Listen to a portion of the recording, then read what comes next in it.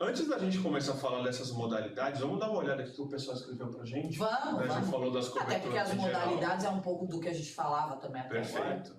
Olha, o Alessandro Menezes escreve assim, a correto seria que todo transportador não ter o documento do veículo liberado sem apresentar uma apólice de seguro do RC-TRC. Seria assim, estabelecer uma relação, né, de legalidade. É um comentário, vincular eu tenho o meu documento a uma apólice de seguro. Isso. Hoje a gente já seria tem, importante, né? Seria legal se fosse assim, viu, Alessandro? Faz sentido o que você está falando. Hoje a gente já tem, né, a questão do documento que acompanha o transportador ter a necessidade do seguro, que a apólice de seguro contratado e o número da averbação na seguradora. Isso está ajudando também. Aumentou muito, né? Aumenta. Não é que não aumentou, os negócios sempre existiam, você não tem mais tantas opções, né? Às vezes você tinha uma questão operacional, uma questão de sonegação e tantas coisas mais, né? Perfeito. Infelizmente.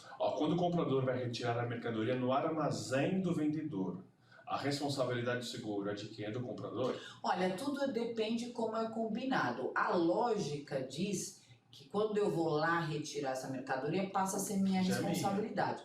Mas é sabido que no mercado tem algumas operações que são chamadas de FOB dirigido, tá, pessoal? E o que acontece? Eu vou lá nas Casas Bahia, por exemplo, compro um televisor, eu vou lá retirar o televisor porque eu não quero esperar a Casas Bahia entregar, porque eu quero assistir minha novela, ainda assim ela garante este seguro até a minha casa. Mesmo que a pessoa que vá levar. Mas isto não é comum, são operações bem específicas. Normalmente eu fui retirar, peguei a garrafa lá que foi fabricada, a partir daquele ponto a responsabilidade passa a ser de quem assumiu aquilo, de quem comprou, de quem retirou. Basicamente isso. O pessoal falando assim, o que seria a ordem de regresso? Nós comentamos ali em cima, né? A ordem de regresso, Bruno, ele é um termo muito comum, tá, no mercado de seguros. É quando a seguradora, por exemplo, ela indeniza um cliente dele, ela vai tentar se ressarcir com o causador. Tá? Em resumo é isso. Pensando no ramo de transportes, então eu, seguradora, eu tenho a apólice para a Tabata, que é a proprietária da mercadoria. A Tabata me contratou para fazer o transporte. Ou pode ser a própria Tóquio, ou pode ser uma outra companhia. Você concorda que se for também na Tóquio Marine, ela vai... Você não faz sentido ter hora de regresso nesse caso. Você perde um pouco dessa questão do ressarcimento, porque o seguro está dentro da minha própria casa, né? Eu vou acionar a própria Tóquio, né? Não tem lógica, mas pensa que se eu tenho seguro numa outra companhia, faz todo sentido. Eu aciono a transportadora e ela vai acionar a pólice dela para fazer o ressarcimento. A Tabata não tem direito ao ressarcimento ao transportador porque ela já recebeu do seguro dela. Ela já foi, né, já teve o prejuízo dela minimizado, mas a seguradora em questão dela tem esse direito, a legislação nossa permite. Basicamente, Bruno, esse é o direito que eu passo a ter depois de indenizar um cliente de acionar um seguro de responsabilidade civil, seja ele qual for. Perfeito, né? No universo de seguros, por exemplo, o automóvel, eu indenizei um segurado nosso que teve uma colisão no veículo dele, eu vou cobrar do causador se eu tiver as informações. O seguro, por exemplo, de residencial, o dano elétrico, que é muito comum, né? A responsabilidade é da concessionária, mas a seguradora indeniza o cliente e vai com a ordem de regresso na concessionária. A lógica é essa. Essa é a lógica, sempre tá? assim. Vamos lá, não está aparecendo, deixa eu ver. O transportador fazendo o seguro obrigatório já não é o suficiente? Bom, Moisés, essa sua pergunta ela deve ser feita logo no início, né? É o Moisés Luiz, eu acho que já deixamos claro o porquê, tá? Vamos lá, teve um momento da queda aqui. Nossa, gente, vocês participaram muito aqui, viu? Eu espero que a gente tenha respondido naturalmente boa parte das dúvidas, tá? Teve gente falando que não tem o comentário dos colegas, é normal, porque a gente só deixa a sua interação, senão a gente consegue perder o foco. Agora que voltou. Vamos fazer mais algumas aqui, tá, gente? Já estamos quase que na reta final, tá? Como é um treinamento mais básico hoje, a gente não tem hoje a necessidade de tanto aprofundamento. Vamos lá. E no caso em que essa transação só a transportadora tem o seguro de RC, o que acontece? Na verdade, assim... Pode acontecer, né, Tabata, às vezes de ter, né? Pode acontecer até de não ter ninguém ter seguro. Assim, O Mike Costa escreveu aqui pra gente, numa situação onde só a transportadora tem o seguro. Boa pergunta, viu, Mike? Na verdade, não vai acontecer nada, né? Porque o que a gente não tem fiscalização uma hoje, fiscalização. Né? Então, quando tá rodando lá uma mercadoria lá... Ou se tem, é muito pouca, né? Ninguém cobra o seguro, né? Do embarcador, por exemplo. Não existe uma cobrança tão forte. Hoje, para o transportador, sim, existe uma cobrança mais forte.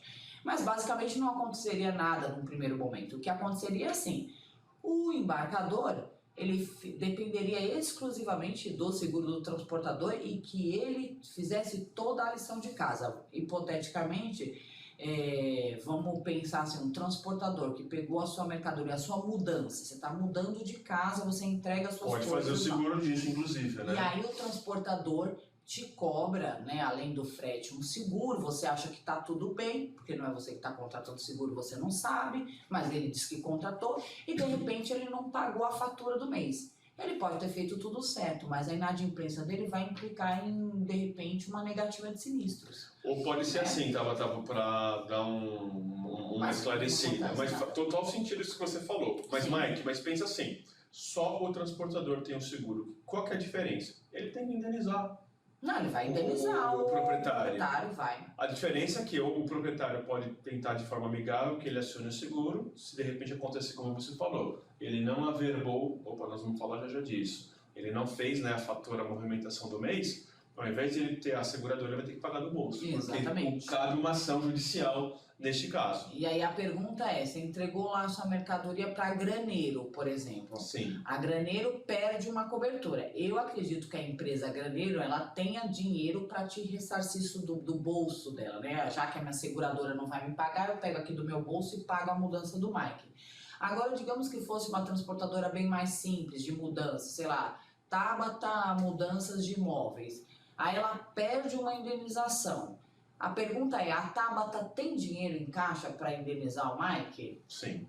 Então, quando o embarcador faz o seguro, quando o proprietário faz o seguro da mercadoria, é bom porque ele tem a certeza de que as coisas estão sendo feitas da forma como precisam ser feitas. Você não tem uma dependência de que o outro faça tudo corretamente para não perder uma indenização.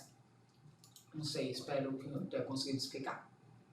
Caso a Tabata não tivesse feito o seguro, o transportador sim teria cobertura normalmente? Moisés, é o que a gente falou. Teria. Viu, Moisés? É isso, tem cobertura. Normal. Aí não importa, não é porque um não fez.